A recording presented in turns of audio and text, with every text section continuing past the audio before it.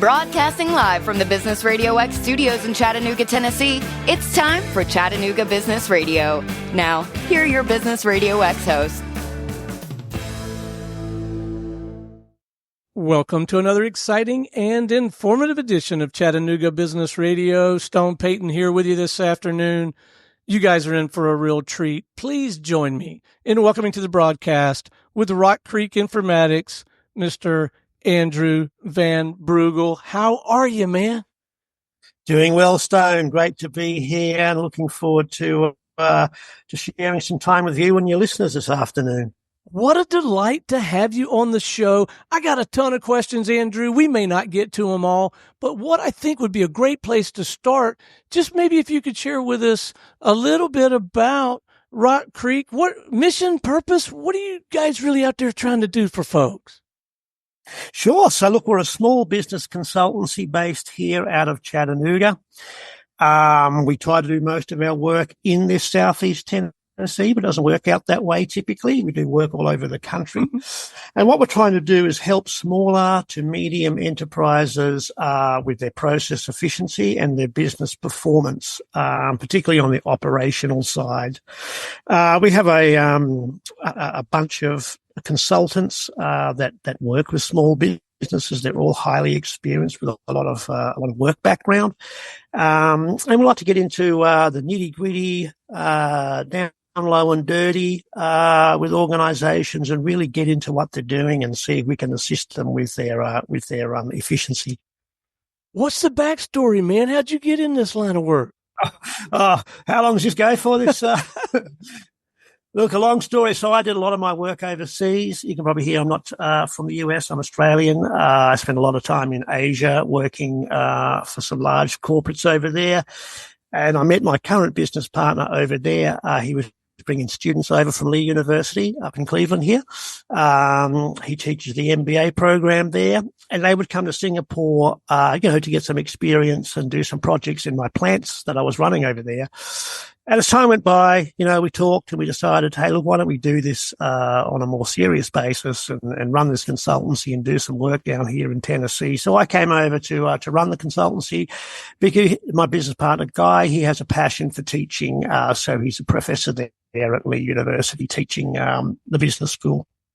So now that you guys have gone out and started to do this, what are you finding the most rewarding, man? What's the most fun about the work these days for you?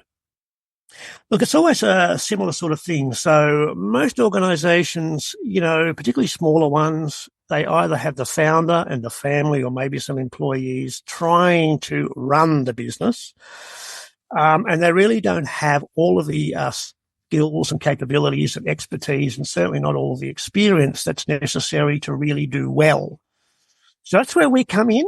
And to see them improve their business, to teach them especially, because we don't just like to go in and leave. We like to go in, leave something behind. And what we leave behind is as much knowledge as we can and the tools and techniques that we feel will help them run their business better. So that's always very rewarding for us and the part that we certainly enjoy the most. So you touched on something that suggests to me that smaller and mid-sized businesses, maybe they do have some unique challenges and opportunities that really are a little different from your large organization work previously, yeah? Oh, absolutely. So large organizations typically have all the capabilities and experience and skills that they need, not only to run the business, but to improve it on an ongoing basis. Smaller businesses tend to obviously have what they need to run the business and to remain, successful or survive, let's say. But they rarely have the resource to actually improve the business, to actually look at how we're doing things, map out the processes, see where the waste is, figure out why things aren't flowing better. That's a job in itself. That's a vocation in itself, and very rare that a small or even a medium business is doing that. It's something that everyone's doing part-time. And as a result, they don't do it particularly well. Well, let's dive into the work a little bit, the process, and maybe it would be helpful if you wanted to use a use case or something. Of course, you may not want to share names, just to help us get our arms around what this process might look like. So it is different for different businesses in many respects, but in some ways it's also very similar. So most businesses, whether they're involved in producing a physical good or a service, they have people, they have facilities, they sometimes have materials, they've got a bunch of things, and what they're trying to do is convert those things into either a physical product or a service. That means there's a process behind it. In fact, there's usually several processes behind it. That means to say people have to do certain things with certain things, convert the materials or whatever it might be, whether it's making a bed in a hotel or producing a piece of ammunition in a factory. There's a process behind that. And if I know what that process is and I put all the steps together properly and I start to examine and see things from the perspective of waste, now I can change my process and reorganize it a little bit to drive out that waste and to make the thing flow better. To give you a quick example, we do some work with a company out west. They make recreational equipment, high-end recreational equipment. Now, if you look at how long does it take to make one of these items, it's around about 10 hours. Okay. If I have nothing else to do and all I do is work on this thing, 10 hours to make. Well, when I look at the value stream map, I see it take 7 or 8 months to get through the plant. So you see the inherent waste there, 7 months to 10 hours of work. And that's very typical. Nothing unusual about that at all. Because people think as long as I'm busy, I must be good, right? But no, you can be busy doing the wrong thing, or you can be busy doing things that don't add value. And that's what we try to help companies see and then address. Well, I have to believe that to have a set of objective eyes that are not weighed down with sentiment and emotion, they're looking at the processes, that has to be incredibly valuable. And you're already winning me over to this idea of working with a smaller, focused boutique consultancy that's going to roll their sleeves up and get in there and see what's really happening in my business. But there really are some advantages in working with a smaller consultancy for this particular constituency, isn't there? Oh yeah, I think for sure. So first of all, to get the nitty gritty, but we don't have any overheads, right? We don't have an office somewhere. We don't have, buildings to maintain. There really is just the consultant's fee and that's it. So that means we're inherently less costly than many of the larger consultancies. But more important than that, we can come and see you and interface with you and your managers. We can go to where the work is done and actually see what is happening and how it's done. And obviously, if we're local, we can do that on a daily basis, and all this travel and accommodation, meals, whatever, is all cost which you don't have to incur. And you'll be surprised how much that is for some companies. It could be a half or even more of their total cost, and it doesn't add value to them. So we can go and see where the work is done. We can go and talk to the operators on the shop floor. Let's say if it's a factory, we can map with them the value stream. And as we're doing that, we're teaching them, you see.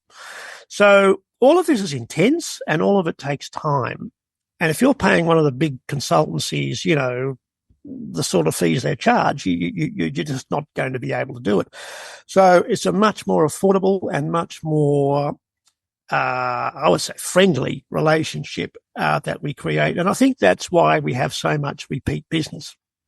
Because once people see it and experience it, they say, yeah, that works for me. It's effective.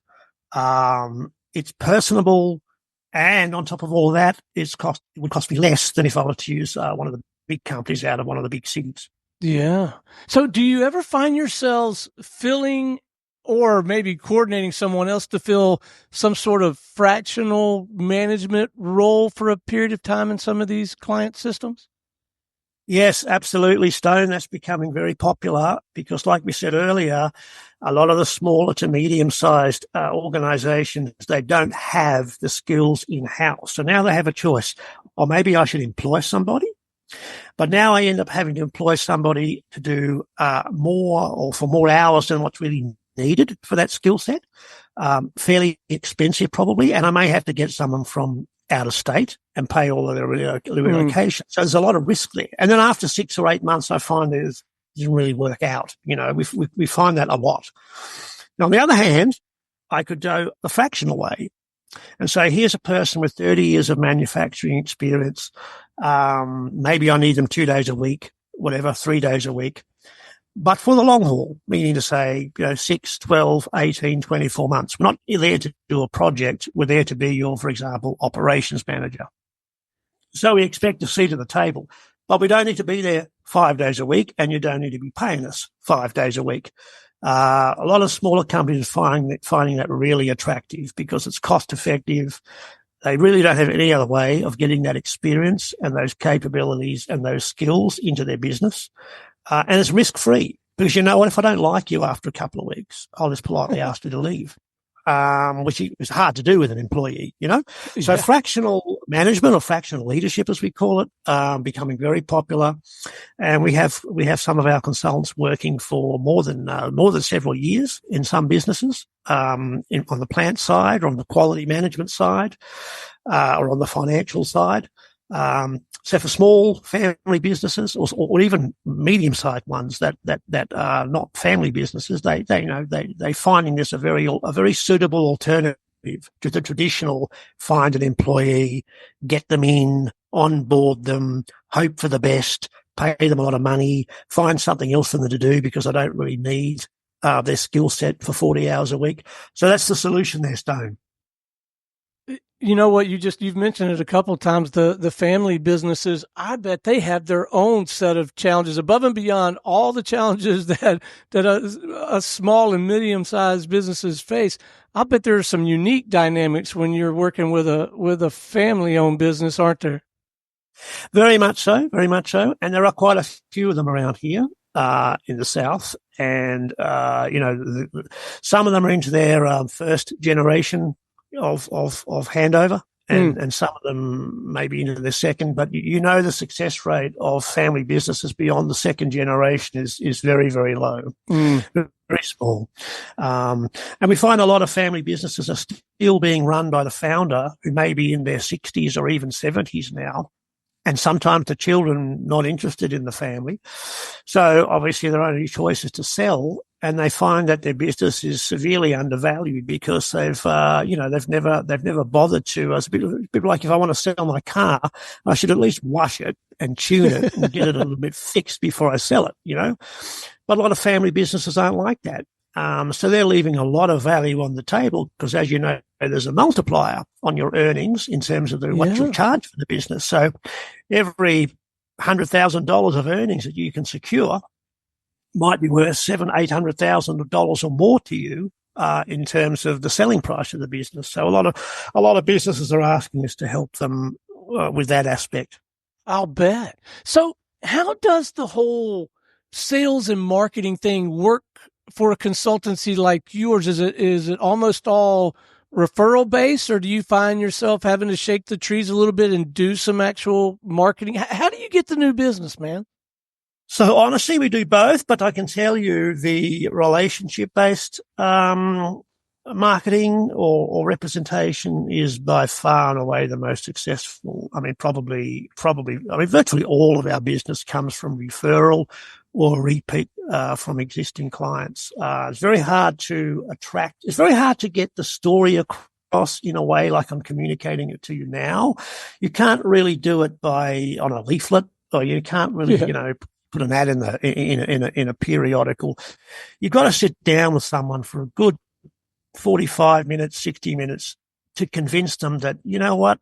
Yeah, you're hitting all the things that bother me, all the reasons I can't sleep properly, all the reasons I'm working 65 hours a week. And now finally someone is coming with a solution that is affordable and plausible. To have that conversation really, really requires you to be face to face and probably have some relationship with that person. Well, relationship strikes me as the right word as you're describing the work and the people that you're serving. The level of trust that you must have to cultivate with these people must be incredible, because, I mean, you're getting in there with them, rolling your sleeves up, learning about their business, providing counsel, maybe not always telling them exactly what they want to hear initially. So that you must be, and your team must be really good at cultivating and sustaining that trust and that relationship? Yeah, we find, like any business like ours, or probably any service-oriented business, it's hard to get the door opened. It's hard to get people to open the door. But we find that once we're in, it's really quite easy to get the job done and for them to find more things that they want you to help them with. And then they start telling their friends or their other business associates. And that's how we get referrals. And being a small boutique consultancy, we're not looking for a lot of work, to be honest with you. I mean, we'll take as much as we can find and grow the bench accordingly. But honestly, and this is going to sound very corny and very hard to believe, but the bottom line is, me and my business partner, we really are just more interested in helping local businesses. We neither of us do this because it's necessary for income. We do it because, we've got something to offer. Between the two of us, we've probably got, 80 years of work experience, right across the gambit of from small to large companies, private, public, family, right, covering everything from leadership development, coaching and support, strategy development, management of information and how to use that in decision making, people and human resource processes, how to define the customer value and drive that through processes to delivery, operations and vendor management. There's a lot of experience there. And we know that most businesses can benefit from that experience. It's a question of how open they are to it. You mentioned a term earlier in the conversation that I would love to learn a little bit more about if you're up for it. And look, gang, if you want to learn a lot, meet some brilliant people, and get a little bit of free counsel, get yourself a radio show. You get to talk to some really smart people. Okay, I'll try that. Hadn't thought of that. But the term that I think you mentioned a couple of times is this value stream map. Can you speak to that a little more? Certainly. So, particularly in manufacturing environments, but actually it applies to any environment. What a company is trying to do is assemble. We'll use a manufacturing example because it's easier. Okay. I'm going to buy some materials, right? And I'm going to get some people and maybe a couple of machines and a building, and I'm going to convert these materials into something else that people find value in, and they'll pay me more than it costs me to produce. That's the whole point of business, correct? Yeah. Now, doing that is a series of processes, as we discussed earlier, and there's a flow of those materials through that process. It could be through a series of machines, or it could be to different facilities, or there's something coming from my supplier and maybe I send it to somebody else and they do some more processing. Maybe they paint the thing or whatever and they send it back to me. If I map this process and I take a look at where is the physical item going, how does it move? Right? Not like a geographical map or not like a spatial map, but just conceptually, how does it flow through the process? What's the capacity utilization of each process? How many people are there? Where's the inventory sitting? Why is there work in progress between the steps? And also the information. Where does the information come from? How does it get aggregated? And how does the person on the shop floor know what to do each day? And how does that come from the customer or the distributor or wherever the end customer is? So if you can imagine on a wall, covering it with butcher's paper, you call it butcher's paper here? Yeah.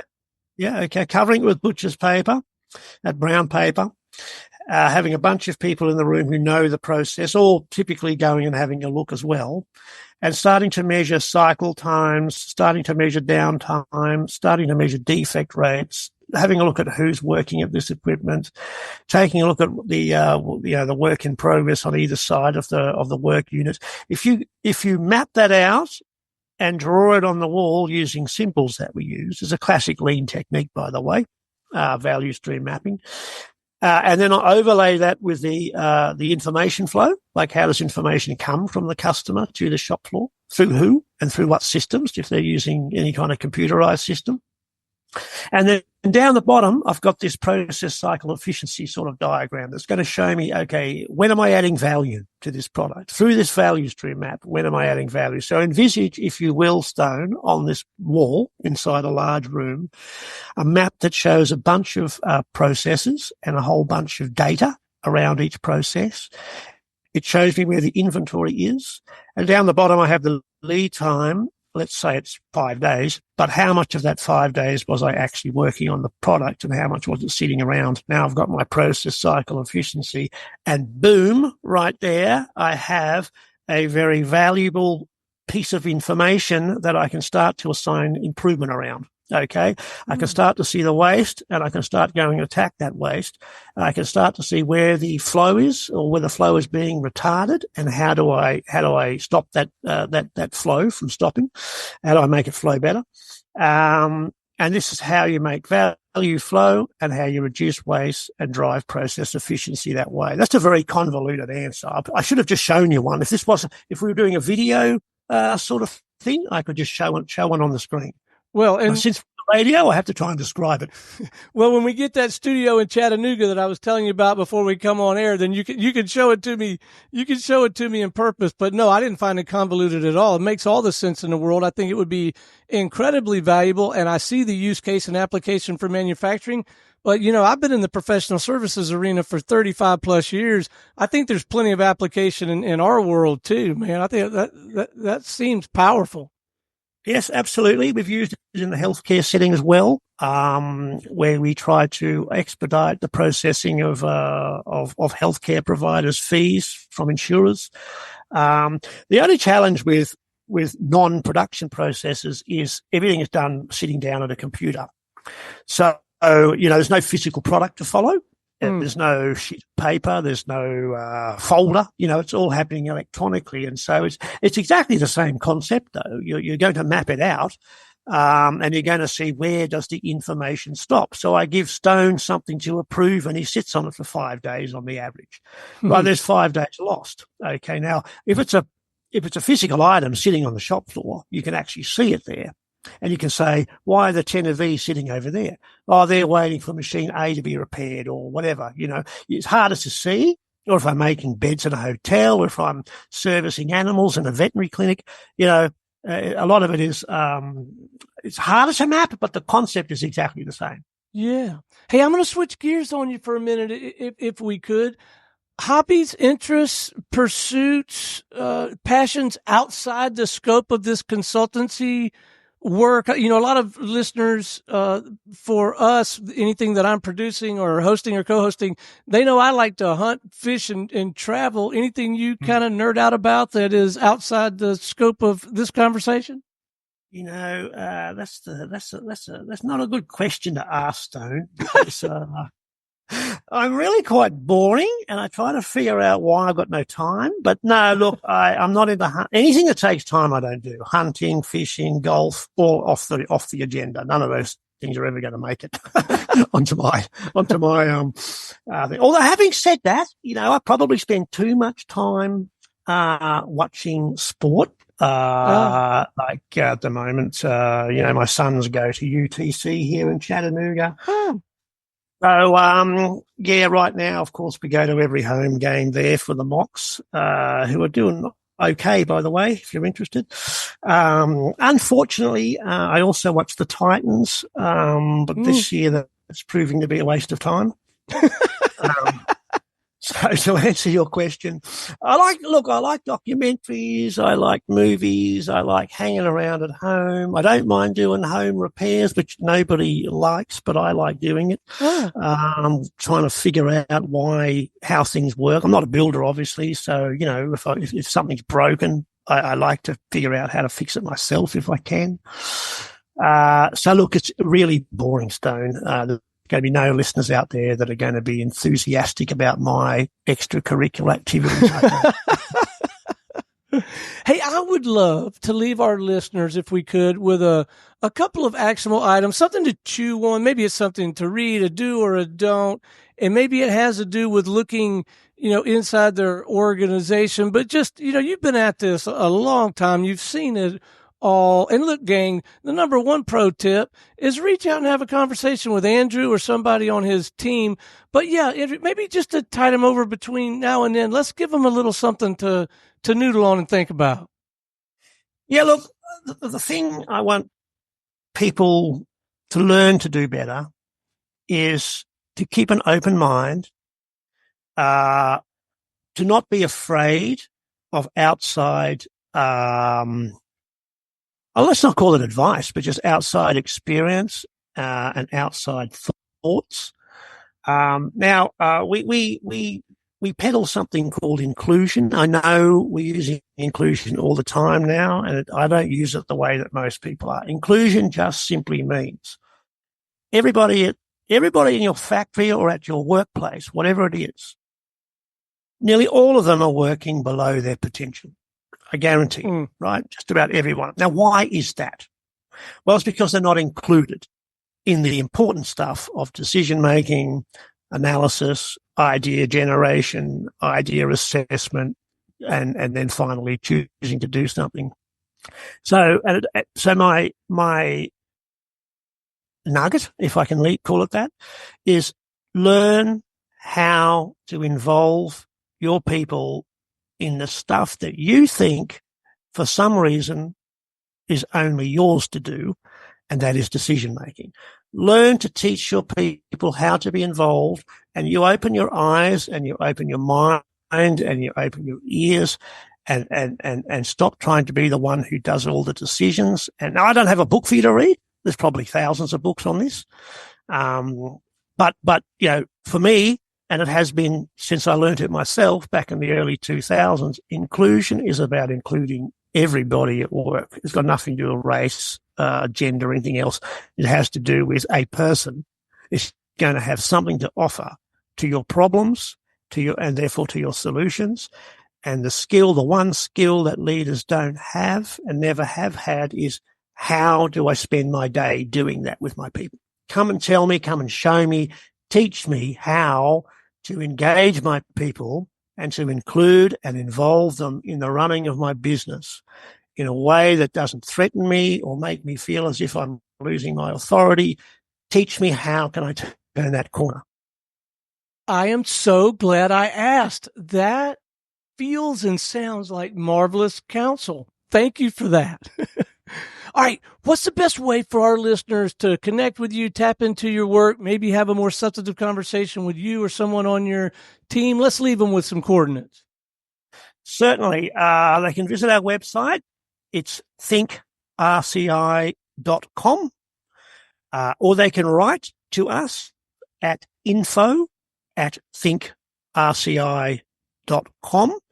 Or if they want to reach me directly, they can write to A. Van Breugel. That's AVANBREUGEL @thinkrci.com. That's the way to go about it, Stone. Andrew, it has been an absolute delight having you on the broadcast this afternoon. Thank you for your insight, your perspective, your enthusiasm. You and your team are doing such important work and having such an incredible impact on so many. Keep up the good work and know that we appreciate you, man. I appreciate that. Thank you, Stone. And again, thank you so much for the opportunity to speak with you this afternoon. My pleasure. All right, until next time, this is Stone Payton for our guest today, Andrew Van Breugel with Rock Creek Informatics, and everyone here at the Business RadioX family saying we'll see you again on Chattanooga Business Radio.